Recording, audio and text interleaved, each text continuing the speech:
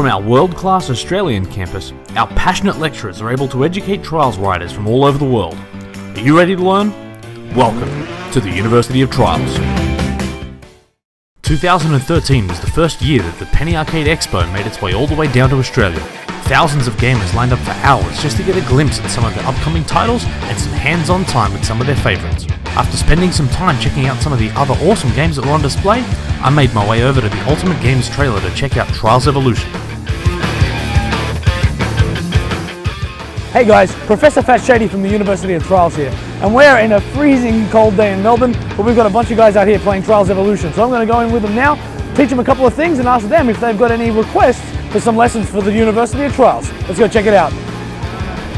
I got a chance to meet some really interesting people in my time at PAX, and it was great to watch so many people who'd never seen Trials before get so much enjoyment out of it. But it was time to get down to business, so I found a couple of attendees and gave them the opportunity to ask me if there's any technique they want to learn. Do you want to let the students know your name and a little bit about yourself? Hi, I'm Defoliator and I'm a Trials addict.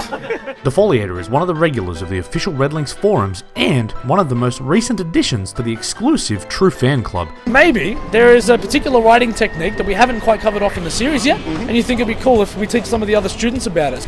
Yeah, well the one I haven't seen yet is probably the rear wheel bounce, which is a real tough one. Probably best examples on Fishy Business, where there's about halfway through there's a bounce you got to hit. And if you hit it well, it saves you a hell of a lot of time. So that'd be good to see. Excellent. I think we're going to check that one out right now.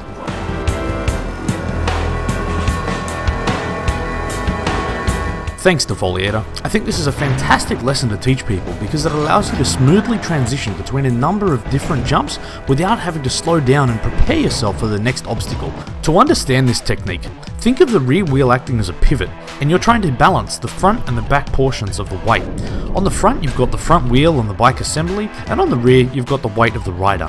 What you're trying to do is when you land, those two forces cancel each other out, so you can land on the rear wheel without flipping forwards or backwards.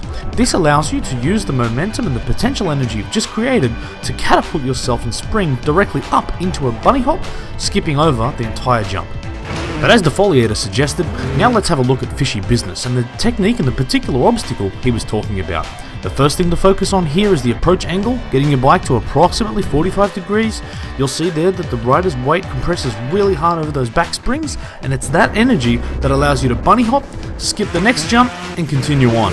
Now you may have just noticed that my time just went green here, and that I'm actually ahead of my personal best. So even though I was in the middle of filming this technique, I figured I'd just show you what happens, because even though I am the professor of the first Trials University, I'm still learning. And even with this technique that I was just playing around with, Defoliator just suggested, and now I've beaten my own personal best by 1.5 seconds. So just out of curiosity, let's go and have a look at where that places me in the overall leaderboard.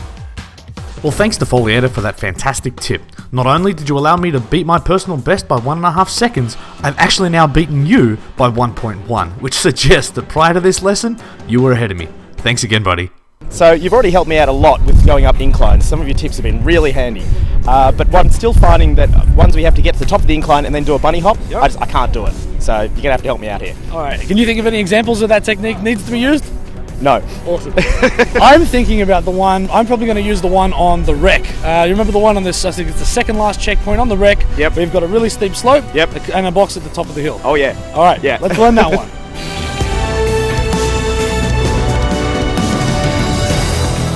Thanks, Bat Guy. I think this is a great suggestion for a technique to learn because it's another one of these tricky ones that if you don't get right, you're going to have a lot of troubles with. Before I start this lesson, I probably should explain the difference between an uphill bunny hop and the ramp hop which we covered in a previous lesson. The uphill bunny hop can be identified by a ramp leading to an upper obstacle that actually overhangs back towards the rider with a really difficult lip to overcome. The ramp hop, on the other hand, is a ramp leading to a vertical ledge, which by comparison is significantly easier.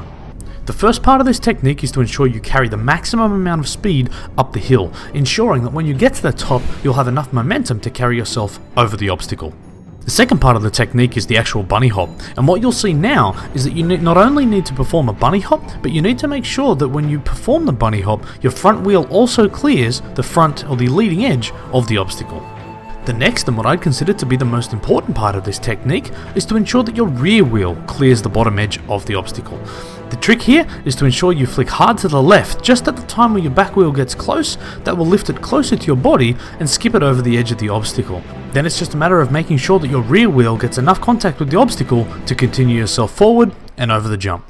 Hey guys, we found another one of the students from the University of Trials. Do you want to tell us your name firstly? I'm Jason, owner of Ultimate Games. Excellent. Now you're actually the guy that owns this truck, so do you want to tell us a little bit about the truck? Yeah, basically I pimped my van. So basically inside we've got 6 HD TVs with Xboxes all linked up, and outside we've got 2 big 55s all linked up. And actually Jason was one of the guys that was mentioned in one of the earlier episodes where we called out the fact that you've had, how many faults on Inferno 3? 13, thank you very much. Yes. No problem, I was happy to point that out. So do you want to maybe think about a technique that you want us to cover? One technique I think definitely will be in Inferno. There's the tyres on the balancing on the round objects. Will be certainly I'd like to improve on my 13. Right, so going over, and I think there's another one on Way of the Ninja. There's a couple of barrels, and even actually at the start of Inferno 3, That's the right. same thing. There's a concrete tubes. Yeah, absolutely. Knowing to when to launch, when to go back and forward. That technique I'd like to know, thank you. Excellent. We'll cover that one right now.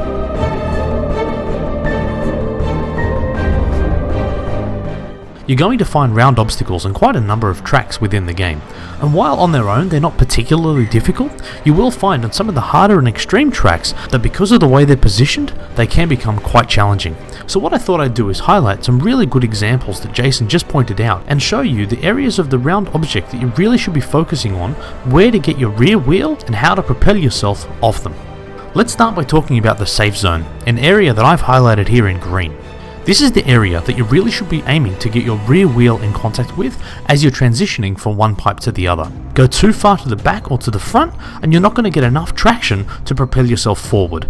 Now by ensuring that when you do your bunny hop, even if you have to reverse a little, that your rear wheel gets the maximum use of that safe zone, you'll easily clear the gap. And now if we look at the tyres at the end of Inferno 3, we can use the same principles to get over these obstacles. Visualise the safe zone on each one of the tyres, make sure your rear wheel stays primarily in contact with that portion of the tyre, and ensure that you bunny hop before you get too far onto the right hand side of each obstacle, and with a little bit of practice, you'll be completing this with no problems. There you go guys, that's the end of PAX Australia and the end of this episode of the University of Trials. We got to meet some great Australian students and we got to show trials to a huge amount of guys. We're going to be back with a regular format next lesson, but for the moment, I'll sign off and show you some extra footage from PAX Australia.